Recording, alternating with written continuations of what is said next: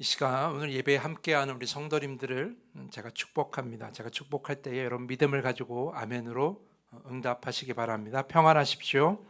성령 충만하십시오.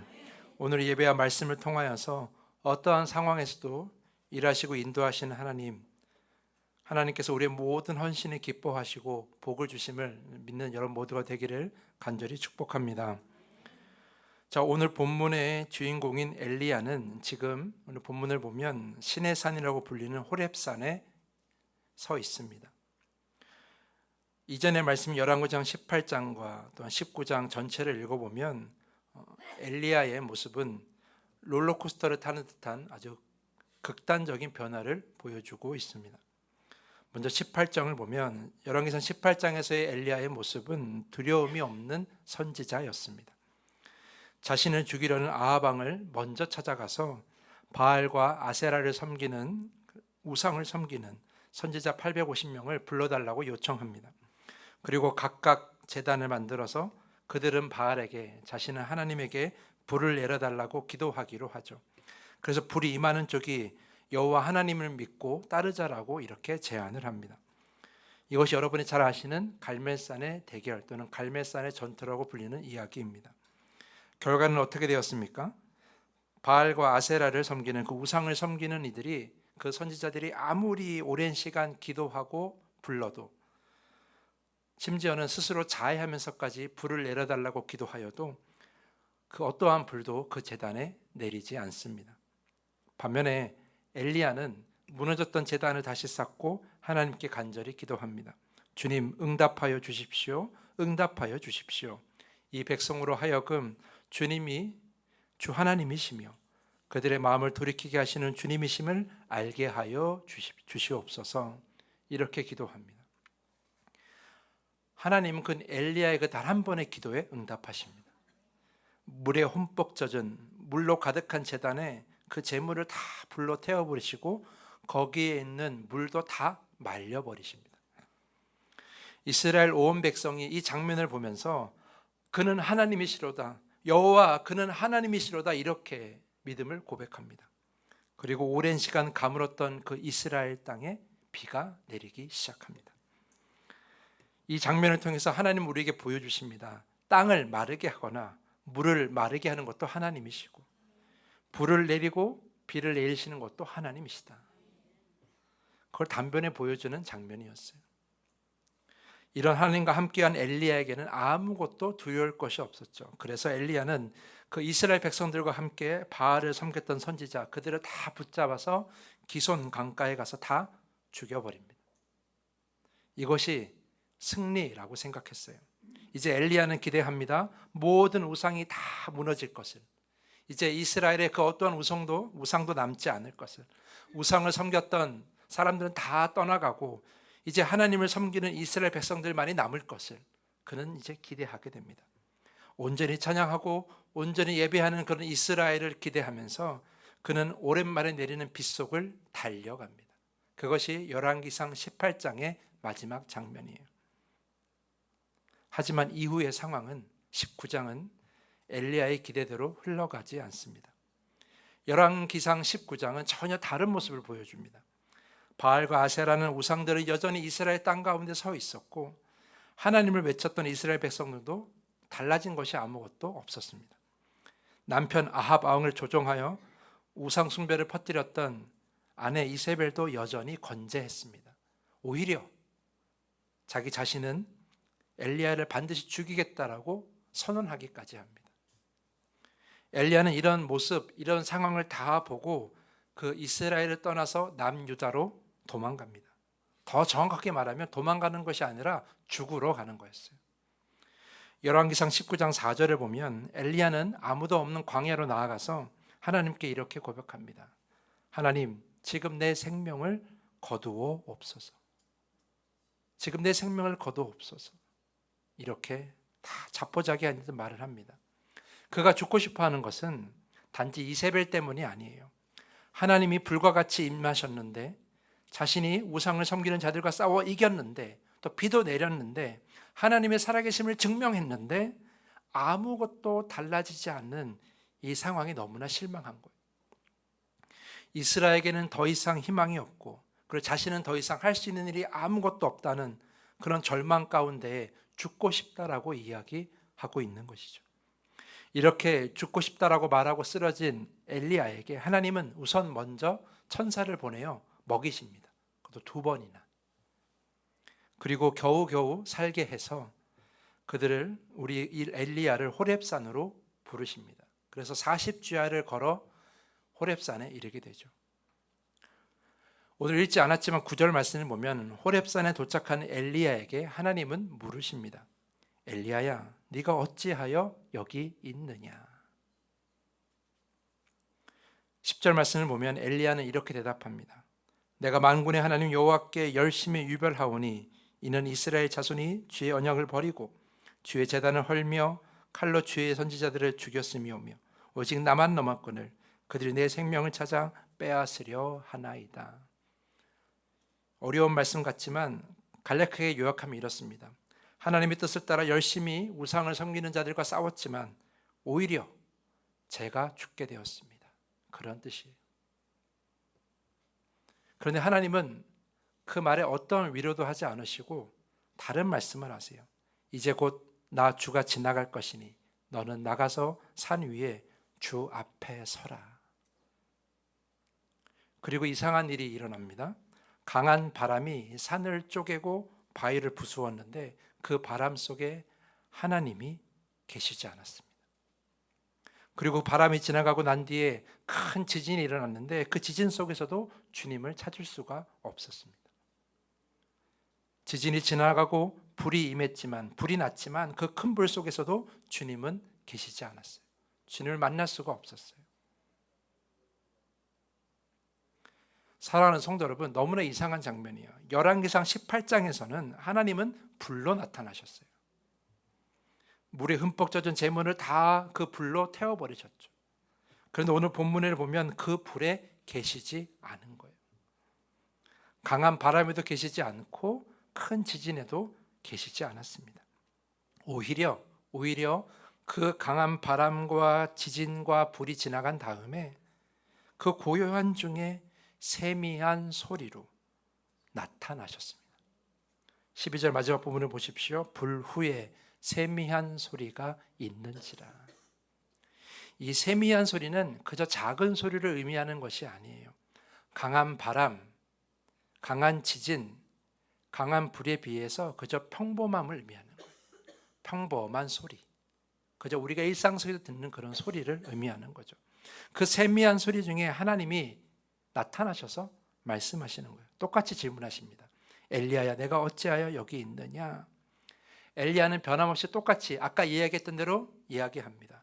하나님의 뜻을 따라 열심히 우상을 섬기는 자들과 싸우고 그들 다 죽였지만 오히려 제가 죽게 되었습니다. 또 한탄하고 또 자포자기하는 말을 합니다.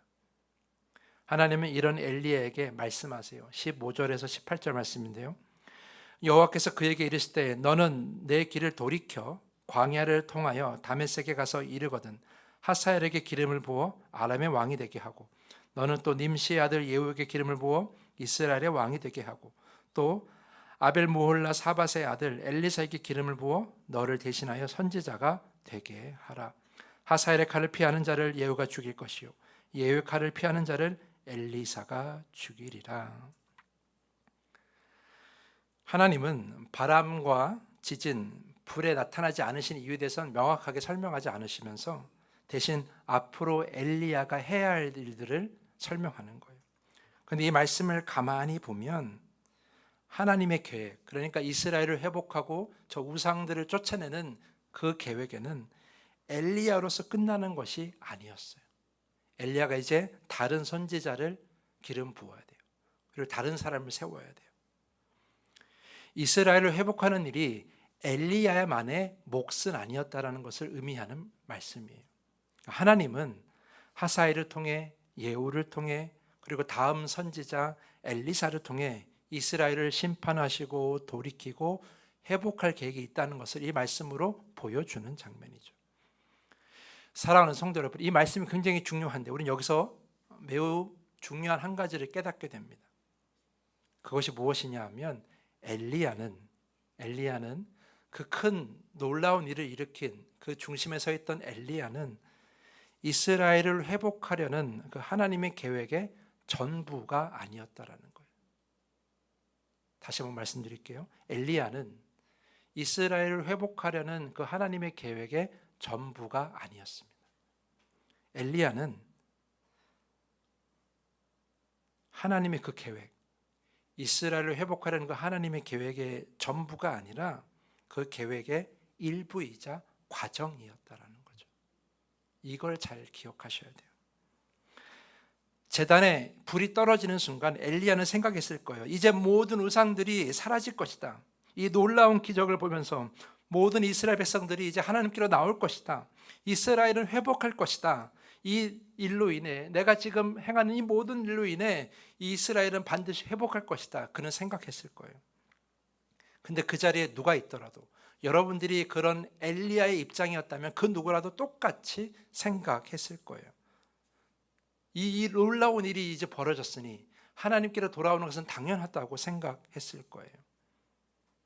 하지만 하나님은 엘리야에게 그런 불과 같은 일만 바라신 것이 아니에요. 그 일로 이 일을 끝낼 생각이 없으셨어요. 이미 하나님은 알고 계셨어요. 그들의 죄가 너무 깊어서 이 일만으로는 부족하다는 것을. 그래서 엘리야에게 다른 명령을 하시는 거죠. 다른 사람을 세우고 다른 누군가에게 그 사명을 넘겨주는 일을 감당하라라는 거예요. 불과 같은 일이 아니라, 큰 바람과 같은 일이 아니라, 큰 지진과 같은 일이 아니라 그저 세미한 소리 같은, 불과 바람과 지진에 비하면 그저 평범한 소리 같은 그런 평범한 일을 지금 하라고 말씀하고 계시는 거죠. 성경을 계속 읽어보면 엘리야가 이 하나님의 말씀에 순종했는지가 명확하지 않아요. 엘리사를 찾아가긴 하지만 그에게 기름을 부었다라는 내용은 명확하게 나오지 않습니다. 어쩌면 엘리야는 불과 같은 큰 일을 하다가 갑자기 세미한 소리 같은 평범한 일을 감당하게 됐을 때 실망했을 수도 있습니다. 하지만 사랑하는 성도 여러분, 하나님께서 우리에게 맡기시는 일은 큰 불처럼, 큰 바람처럼, 지진처럼 화려한 일들만은 아닙니다. 이 세상은 크고 놀라운 일보다 그저 평범한 일들이 더 많습니다. 크고 놀라운 일들은 이 세상의 모든 일 가운데의 일부일 뿐이에요. 세상도 그렇고 교회도 그렇습니다. 누군가는 그저 평범한 소리, 그저 세미한 소리 같은 그런 일을 감당해야 한다라는 거예요. 지나간 주간에 아침 기도회가 끝나고 제가 예배실을 정리하러 올라가려고 하는데 한 성도님이 집에 가지 않고 뭘로 계속 바닥을 닦고 계시는 거예요. 3층부터 1층까지 내려와서 바닥을 닦으시길래 왜 이렇게 자꾸 닦으시냐고, 뭐가 묻었냐 그러니까, 목사님 제가 이게 오르락내리락 하는데 자꾸 지저분한 게 눈에 보이더라고요. 그래서 제가 닦으려고요. 이렇게 하시더라고요.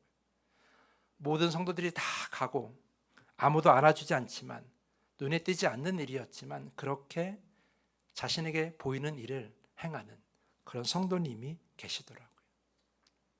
아무도 알아주지 않지만 눈에 띄지 않는 평범한 일이지만 그렇게 하나님을 섬기는 성도님도 교회에 필요합니다.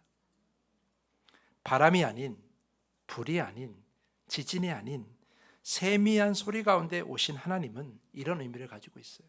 이런 깨달음을 우리에게 주세요.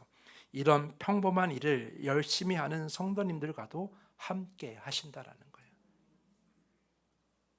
하나님은 엘리야에게 세미한 소리 같은, 그저 평범한 소리 같은 일을 맡기면서 그 일에도 내가 너와 함께 하겠다는 것을 지금 보여주고 계시는 거예요. 그래서 바람에도 없고 지진에도 없고 불에도 없었지만 그 세미한 소리 가운데 임재하고 계셨던 거죠. 사랑하는 성도 여러분, 교회는 눈에 보이는 일이 전부가 아닙니다. 눈에 잘 뜨는 일들만이, 앞에 서 있는 사람, 성도들만이 이 교회를 세워나가는 것은 결코 아닙니다.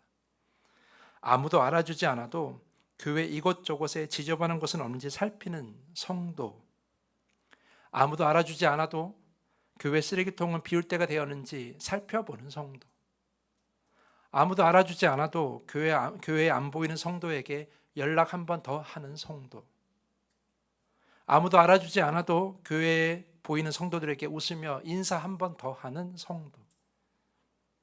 아무도 알아주지 않아도 성도들의 표정과 마음을 한 번 더 살피려는 성도.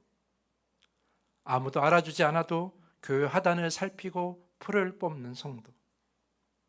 눈에 띄지 않아도 전등이 꺼지지 않은 곳은 없는지, 에어컨은 돌아가지 않는지, 선풍기는 다 꺼졌는지 한 번 더 살피는 성도. 눈에 띄지 않아도 교회 기도실을 찾아 기도하는 성도. 눈에 띄지 않아도 눈에 온 밤에 찾아와 주차장에 눈을 치우는 성도. 눈에 띄지 않아도 예배의 자리를 지키는 성도. 눈에 띄지 않아도 있는 자리에서 말씀을 한 구절 더 묵상하려는 성도. 아무도 알아주지 않지만, 눈에 띄지 않지만, 그래서 그저 평범한 소리 같은 그런 일들이지만, 그런 일들이 있어야 교회는 세워지는 겁니다. 불과 바람, 지진 같은 사명을 감당하는 엘리야도 필요하지만 세미한 소리 같은 사명을 감당하는 엘리야도 필요한 거예요. 하나님께는 모두가 다 필요합니다. 하지만 엘리야는 승리에 도취돼서 잠시 착각하고 있었습니다. 자기같이 화려한 일들을 하는 헌신자만 필요하다고 말이죠. 엘리야는 계속 강조합니다. 10절과 14절 하나님 물음에 대답하는 엘리야의 그 말을 보면 강조되는 말이 있어요. 오직 나만 남았거늘. 하나님을 온전히 섬기는 자가 나밖에 없다고 생각했어요. 그렇게 자기만 남았다고 생각했어요. 하지만 하나님은 그런 엘리야에게 반론의 말을 하십니다. 18절 말씀. 그러나 내가 이스라엘 가운데 7,000명을 남기리니 다 바알에게 무릎을 꿇지 아니하고 다 바알에게 입맞추지 아니한 자니라. 여러분 몇 명이에요? 7,000명이에요. 엘리야는 한 명도 없다고 자기밖에 안 남았다고 말했지만 하나님은 7,000명이나 있다고 얘기하시는 거예요. 여러분 이 7,000명이 누굽니까? 엘리야처럼 앞에 서서 화려하게 주님의 일을 감당하는 자들은 아니지만 우상을 섬기는 그 시대의 풍조를 따르지 않고 묵묵히 자기 자리에서 하나님을 섬기는 자들입니다. 자기 자리에서 예배하는 자들이고요. 자기 자리에서 기도하는 자들이고 자기 자리에서 말씀을 묵상하는 자들이에요. 세상의 흔한 소리처럼, 세상에 평소에 들리는 그런 소리처럼, 그런 세미한 소리처럼, 아무런 눈에 띄지 않는 그런 소리처럼 그렇게 자기 자리를 지키고 하나님을 섬기는 자들이 바로 이 7,000명이에요. 하나님의 나라라, 하나님의 세우는 이 교회는 화려한 삶을 감당하는 엘리야 같은 사람뿐만 아니라 이렇게 눈에 띄지 않는 7,000명과 같은 사람들로 인해서 세워지고 앞으로 나아가는 겁니다. 이 더함교회도 마찬가지예요. 이 더함교회도 그렇게 세워지고 그렇게 나아갈 것입니다. 불과 같이, 지진같이, 바람과 같이 눈에 띄는 역할도 중요하지만 그저 묵묵히 예배의 자리를 지키고 기도의 자리를 지키고 아무도 돌아보지 않은 곳을 찾아 헌신하는 그런 세미한 소리, 그저 평범한 소리 같은 성도들도 함께 필요합니다. 이것이 하나님은 불로도 임하시지만 소리로도 임하신다는 걸 보여준 의미예요.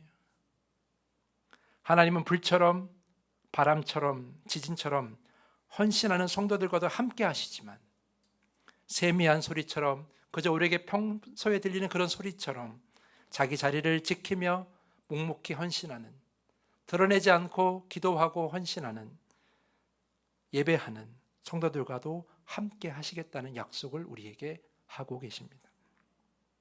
그러므로 우리는 앞에 나서지 않는다고 해서 그저 예배자일 뿐이라고 생각해서는 안 됩니다. 우리는 모두가 다 하나님께서 함께 하시는 헌신자입니다. 우리 따라합시다. 저를 따라서 고백합시다. 우리는 하나님이 함께 하시는 헌신자입니다. 앞에 나서지 않아도 이 예배의 자리를 지키고 기도의 자리를 지키는 것만으로도 우리는 하나님께서 찾으시는 그 세미한 소리에 함께 하시는 그 하나님이 여러분과 함께 하시는 그런 헌신자라는 겁니다. 각기 헌신하는 모양은 달라도 다 헌신하는 자입니다. 이 마음을 갖고 이 더함교회를 함께 세워나가시기를 간절히 부탁을 드립니다. 진심으로 헌신하는 여러분 모두에게 하나님이 늘 함께 하시고 복 주시길 축복하면서 오늘 말씀을 마치겠습니다. 말씀을 정리합니다. 말씀의 비축제가 이제 2주 앞으로 다가왔습니다. 이런 큰 행사를 하면 많은 성도님들의 헌신이 필요합니다. 찬양팀, 안내팀, 다가준비팀, 홍보팀, 앞에서 많은 일들을 해야 하는 헌신자들이 필요합니다. 하지만 그런 잘 보이는 일 말고도 각자의 자리에서 조용히 헌신하는 그런 성도들의 헌신도 필요합니다. 묵묵히 초대장 한 장을 내 이웃, 내 가족, 내 친구에게 전달하는 성도가 필요하고요. 묵묵히 각자의 자리에서 우리 공동 기도 제목을 놓고 기도하는 성도들도 필요합니다. 어쩌면 앞에서 나서는 성도들의 그런 헌신보다도 이렇게 묵묵히 각자의 자리에서 안 보이는 곳에서 헌신하는 그 헌신들이 더 많이 필요할지도 모릅니다. 불과 같은, 바람과 같은, 지진과 같은 헌신도 이 말씀의 비축제에 필요하지만 세미한 소리 같은, 그저 평범한 소리 같은 그런 헌신도 이 축제에 필요합니다. 그러므로 이 축제는 몇몇이 이끌어가는 축제가 아니라 우리 모두가 함께 이루어가는 축제이고 말씀 집회입니다.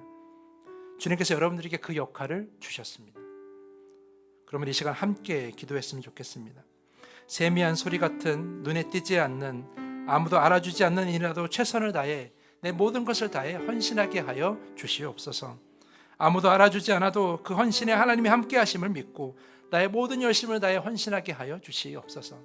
앞에 서 있는 것에 내가 만족해하지 않게 하시고, 보이지 않더라도, 내가 눈에 띄지 않더라도 주님 그 헌신에, 그 세미한 소리 같은 헌신에 하나님이 복 주시고 함께 하심을 믿고 그 헌신을 귀하게 여기고 내 삶을 다해서 그러한 작은 헌신에도, 그러한 눈에 띄지 않는 헌신에도 내가 참여하게 하여 주시옵소서. 이렇게 기도했으면 좋겠습니다. 우리 말씀을 생각하며 온전한 헌신자의 모습을 달라고 이 시간에 함께 기도하겠습니다. 하나님, 이 시간 감사합니다. 아버지, 이 시간 간절히 기도하기 원합니다.